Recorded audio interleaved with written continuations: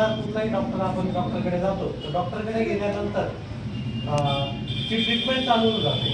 डायबिटीजची असेल तर बंदी लागून जाते गोळ्यांची. पण आपलं जे काही औषध असेल हे नॅचरल बेसवर असेल, मुळासकट काम करण्यासाठी, त्या आजारावर मुळासकट काम करण्यासाठी आपला सर्व हा पूर्ण प्रयत्न असणार आहे. नॅचरल बेसमध्ये औषध आहे, कुठल्याच प्रकारचं केमिकल नाही, साईड इफेक्ट नाही.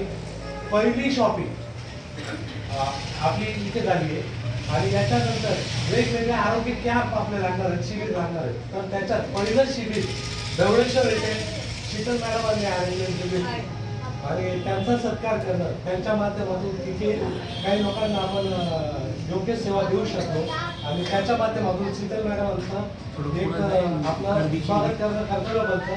म्हणून राजेश भाऊंच्या हस्ते जी आज मालेगाव शहरात नामांकित जे आहेत आणि त्यांनी आज समाजासाठी काय काय केलं हे सांगण्याजोगं खूप काही, बरोबर.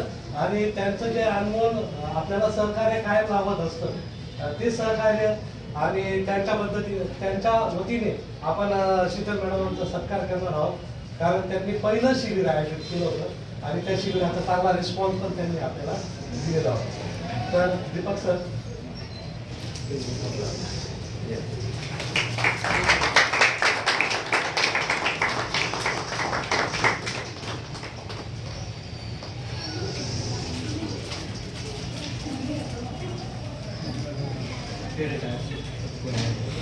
नंतर टेरेचे आयरी सर जे आहे गिरणा फाउंडेशनवर त्यांनी आपला विश्वास ठेवला आणि विश्वास ठेवून जोमाने काम करतायत आणि काम करता करता त्यांनी काही अचिव्हमेंट पण केलेले आहे. त्या अचिव्हमेंटबद्दल राजेश भाऊ सरने आपण त्यांचा सत्कार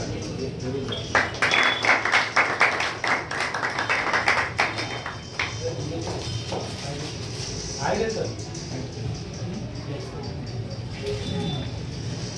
आयरे सरांचं कायम अनुभव मार्गदर्शन आम्हाला लाभत असतं आणि आयरे सरांचं पण सत्कार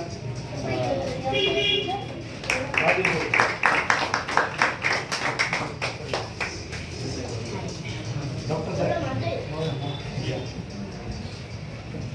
डॉक्टर हिरे सर वेळोवेळी ओपीडी असेल हे असेल सहकार्य करत असतात. डॉक्टर हिरे सरांचा सत्कार आहे.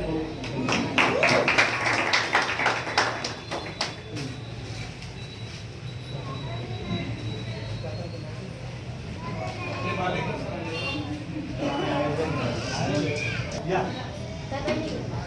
डॉक्टर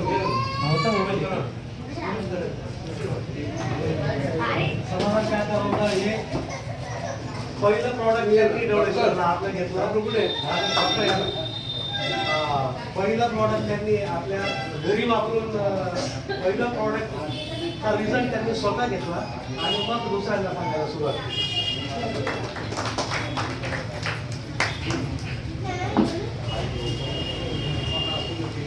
आता राजेश भाऊंचा सत्कार करणं आपण आपलं कर्तव्य करतो.